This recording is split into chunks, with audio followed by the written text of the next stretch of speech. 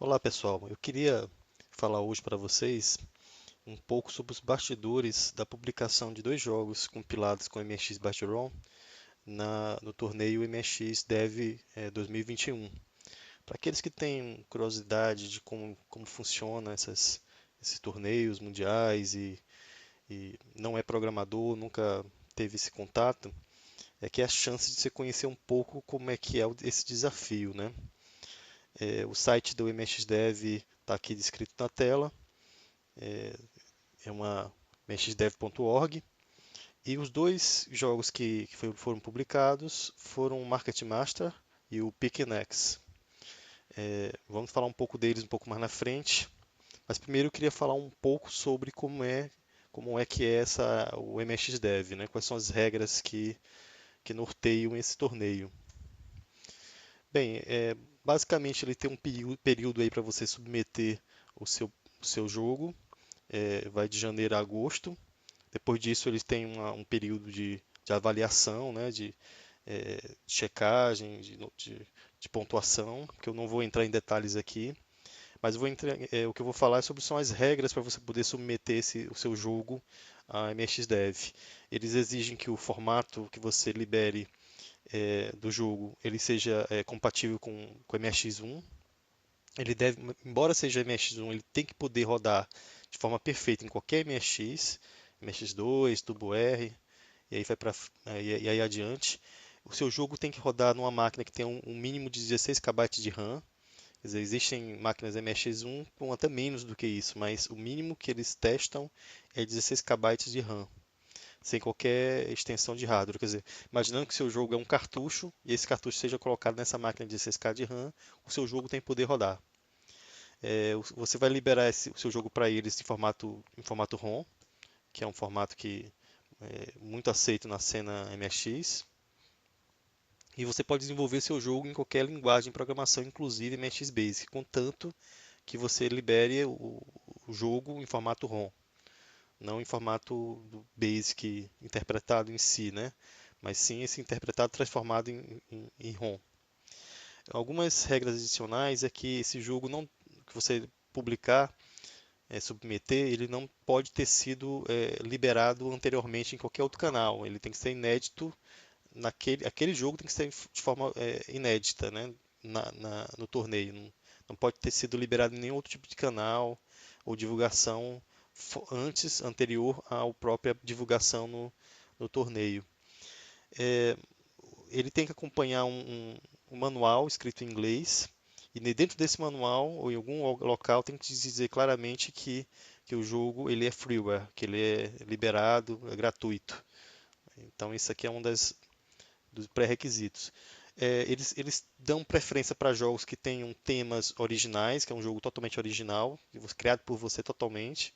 Mas se o conceito do jogo não for original, por exemplo, você resolveu fazer um clone do Pac-Man, então eles aceitam também esse clone.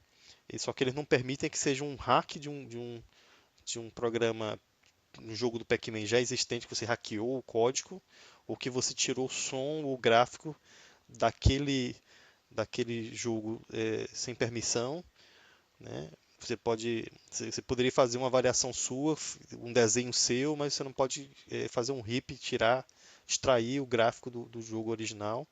Não pode ser um demo e não pode ser um jogo incompleto. É, embora você submeteu esse jogo para MXDev, eles permitem depois você redistribuir ou revender esse jogo, ou em formato digital ou físico, contanto que ainda exista uma forma da pessoa fazer um download gratuito do jogo, né? Você pode vender no sentido de solicitar, por exemplo, uma contribuição, que a pessoa contribua se faça uma doação para esse jogo. Então você pode vender a mídia física, né? Contanto que tenha a versão digital free. Então é mais ou menos assim a regra. Existem muito mais regras do que essa, que são as principais. Então nesse site aqui do MXDev, para cada ano tem a sua própria regra. E a regra de 2021 contém as principais são essas. É, como é que você consegue submeter o seu jogo para o torneio? Você registra ele através de um e-mail. Você empacota o seu jogo num arquivo zip, contendo alguns arquivos. Eles pedem que tenha a ROM, que tenha um manual e que tenha um screenshot, pelo menos um screenshot do jogo. Aqui no meu caso, aqui do Pickaxe, eu mandei dois screenshots do jogo. E no arquivo de manual eu coloquei lá o que eles exigem, que é a mensagem informando que o jogo é freeware. Que aqui no caso eu peguei uma licença GPL3 aqui. Então, dentro do e-mail também, no corpo do e-mail, você tem que dizer qual é o nome do jogo, a versão, quem é que desenvolveu, qual é o estilo do jogo, qual o tamanho da ROM, é, é, o nome completo de quem fez e contato, de e-mail. E como foi falado, no arquivo zip você tem que estar lá o arquivo ROM, o próprio manual do jogo e as screenshots, algumas telas do jogo, que eles pedem. Vou mostrar para vocês a experiência que eu tive. Eu mandei um e-mail para eles, lá foi em 22 de abril, com o Market Master. Nesse e-mail eu passei preenchendo esses dados que eles solicitaram e anexei o zip do Market Master. No mesmo dia, coincidiu do mesmo dia, algumas horas depois, eles me responderam dizendo que recebeu esse meu e-mail, que eles vão analisar, porque eles submetem esse jogo para, como foi falado, eles tentam rodar em uma série de máquinas, uma série de modelos, faz uma bateria de testes aí para ver se ele é compatível com as regras do torneio. Se tem gráficos, eles aparentemente têm gráficos que foram roubados de outro, né, entre aspas, de um jogo já existente, assim, ipsis literis, né, assim, sem nenhuma alteração, foi só copiado, ou que tem uma música que foi só copiada, e aí vai. Eles fazem essa pré-análise. Depois dessa pré-análise, eles mandam um e-mail para você, aqui foi no dia 23 de abril, dizendo que foi aceito o jogo e que eles vão publicar isso nos portais lá, do próprio portal do MXDev, como também no portal do Resource Center. Isso leva alguns dias. Todo esse processo, como eu submeti um segundo jogo, e quando eles publicam, eles dizem qual é a data que eles receberam o jogo, e aí você pode comparar com a data que eles liberaram nos portais, você vê mais ou menos, não é regra, que leva é mais ou menos 5 dias para aprovar, porque no segundo jogo, que é o Picnex, também foi quase 5 dias para poder eles aprovarem. Isso depende muito lá, né, das prioridades deles, todo mundo tem suas outras atividades, obviamente.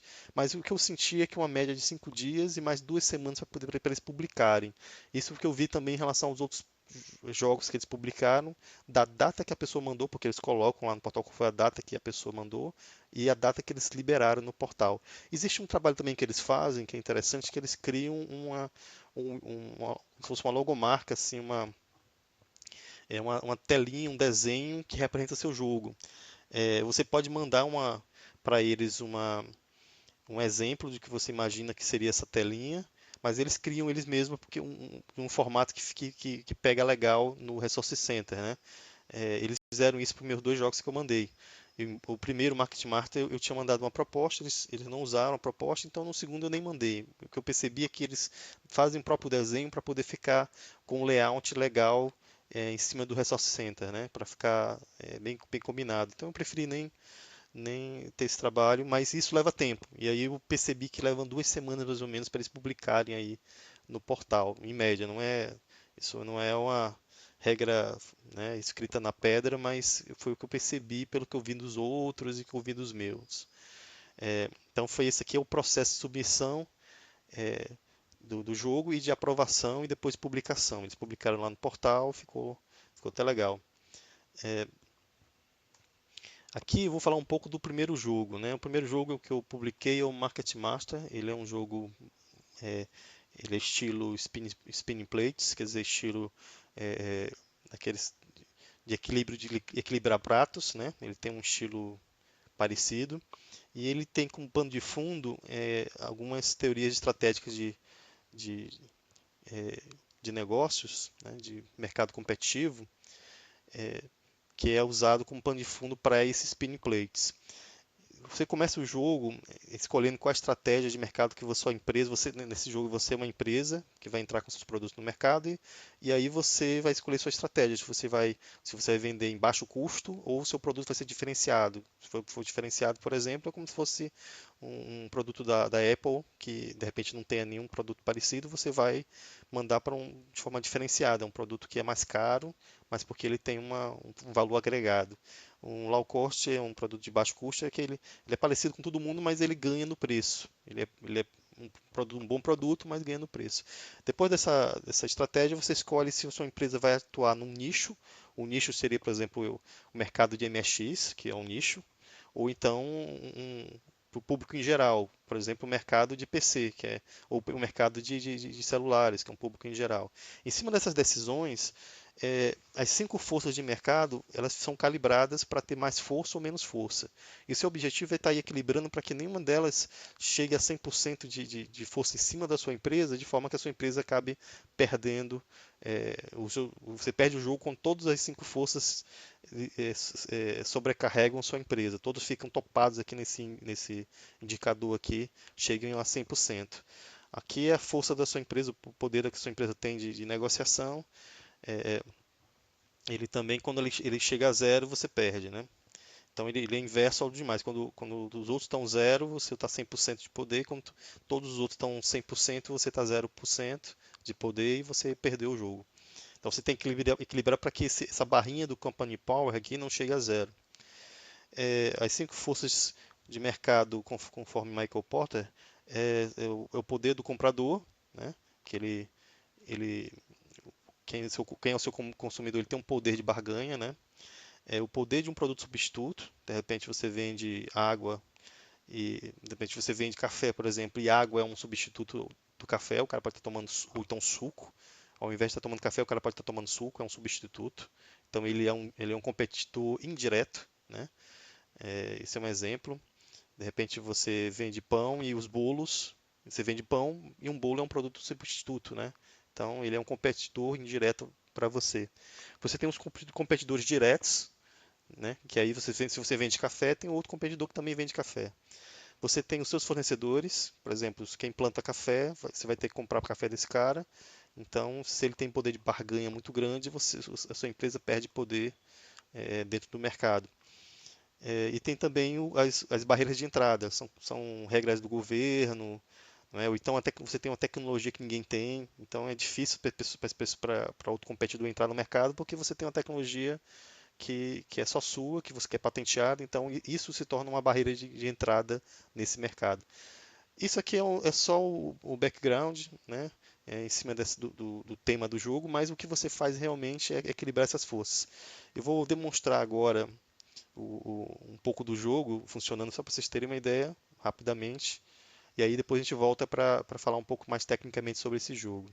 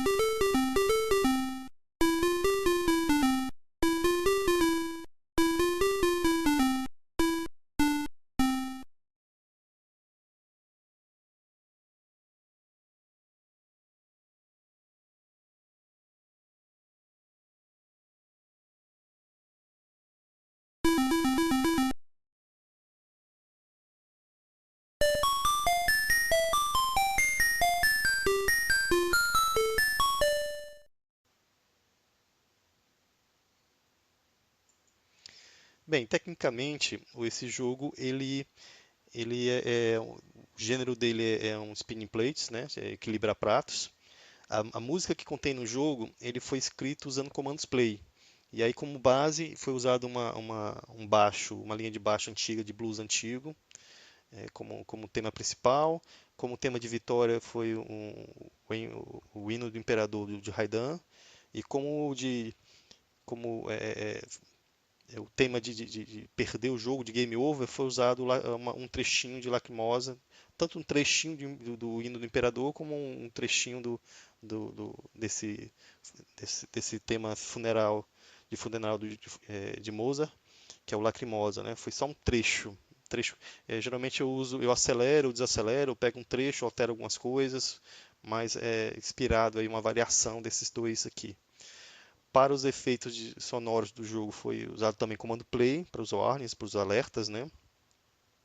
Para o desenho dos gráficos, ele roda em Screen 2, né, quando é MSX1, e quando você está rodando um MSX2 para cima, ele usa Screen 5. Quando ele está no Screen 2, ele usa Commands Line, como ele também usa no Screen 5 também para algumas pra barra de percentual, né? Ele usa Commands Line. Mas no Screen 5 ele usa Beload.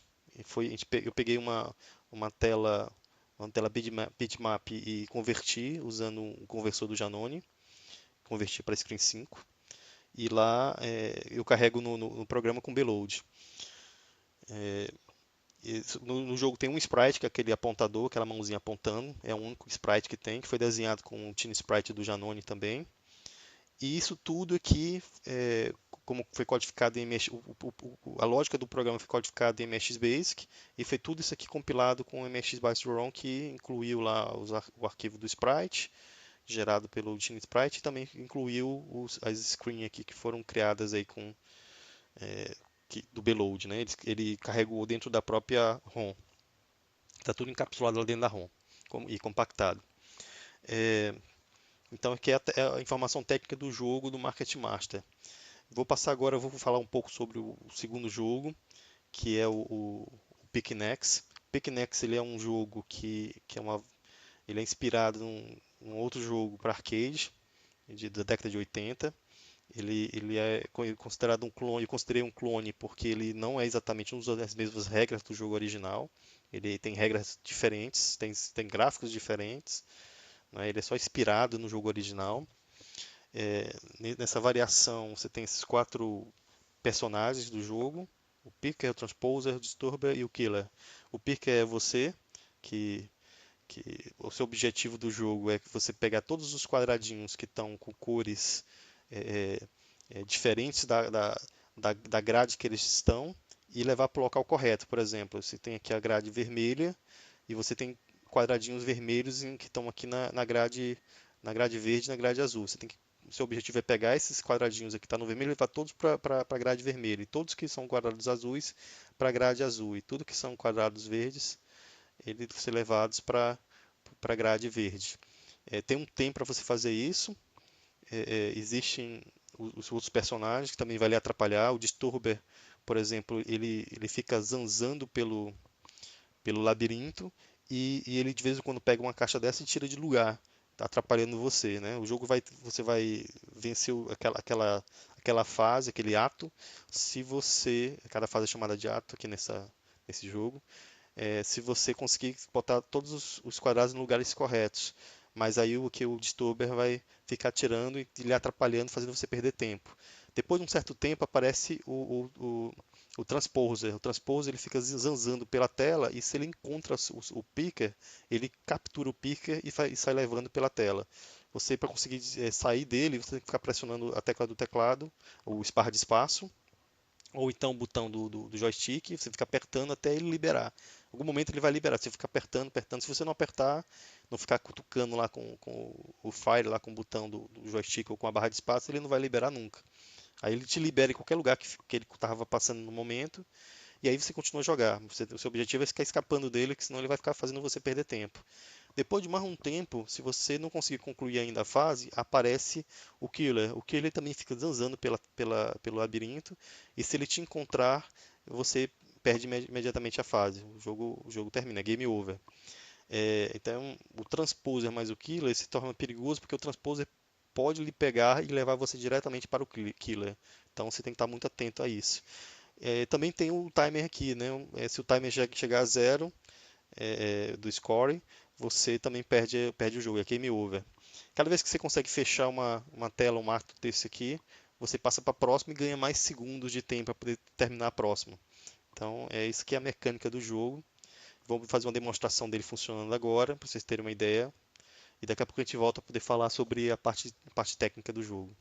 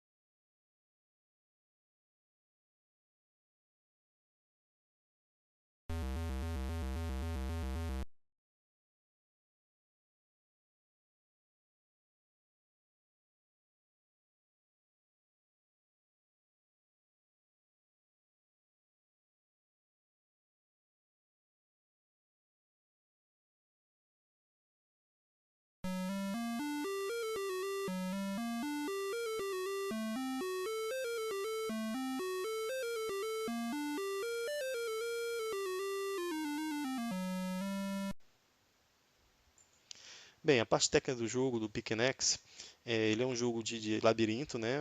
Também de quebra-cabeça, o gênero dele. A música também é feita com play, comandos play. Ele usa um motif aqui, um tema, uma variação do tema original do Pickens, do jogo original. É uma variação, não é igual, é só uma variação. Ele também usa uma variação do hino do Imperador quando você vence o jogo, quando você vence o ato a cada fase.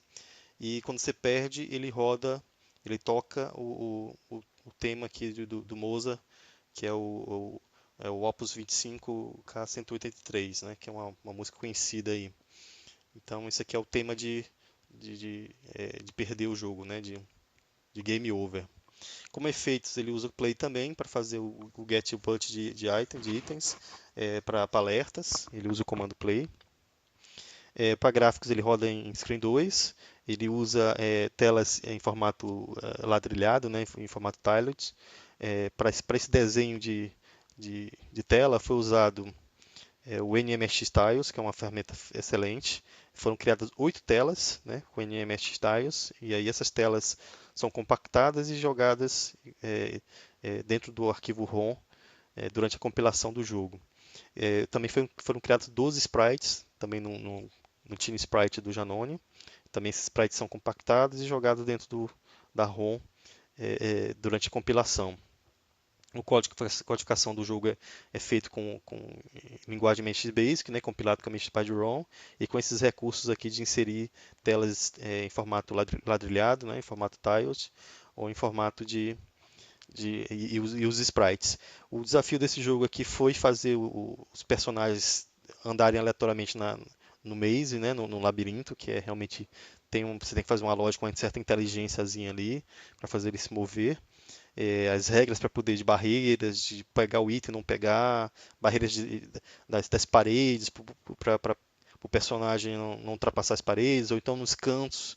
Uma parte difícil foi fazer com que quando você chegue no canto você consiga entrar para a esquerda ou para a direita naquele canto ali de forma mais suave, né, sem ter muita dificuldade. Isso aí foi um ponto difícil no código de fazer, de calibrar. É, é, Também tem a parte de movimentação do killer, do próprio disturber que tem que pegar itens, então ele funciona um pouco diferente do seu personagem. Seu personagem não consegue mover caixas por cima de outras caixas, já o disturber consegue, ele consegue passar por cima de outras caixas, mesmo que ele esteja carregando caixas. Também teve uma certa dificuldadezinha para poder fazer os sprites serem animados, todos eles têm uma certa animação, né? Então existe um código a mais para fazer isso, né? Sem usar interval. Existe um loop principal no programa e nesse loop principal é feito todo o controle aí dos momentos que cada coisa acontece, né? Da animação, de testes de movimentação, decisão de movimentação e aí vai. Então foi um jogozinho bem mais complexo do que o outro de fazer. Embora o tamanho dele compilado internamente da ROM, ele gastou menos espaço dentro da ROM do que o anterior, porque o anterior tinha telas lá de Beload que ocupam bastante bytes da ROM, esse aqui ocupa menos, é, mas ele foi mais complexo, mas mais gostoso, eu diria assim, como programador de desenvolver. Bem, pessoal, isso aqui é o que eu tinha para mostrar para vocês, a experiência aí de publicação do, de um jogo na MXDev, no, no torneio. Esses projetos foram desenvolvidos com o MX Bargeron, que todo mundo conhece aí. Se quem quiser, tiver desejo de ajudar com o projeto, aqui está os canais das campanhas do projeto, para quem quiser fazer doações e ajudar com o projeto. É, é, e é isso aí, pessoal. Agradeço aí pelo tempo aí dispensado e até a próxima.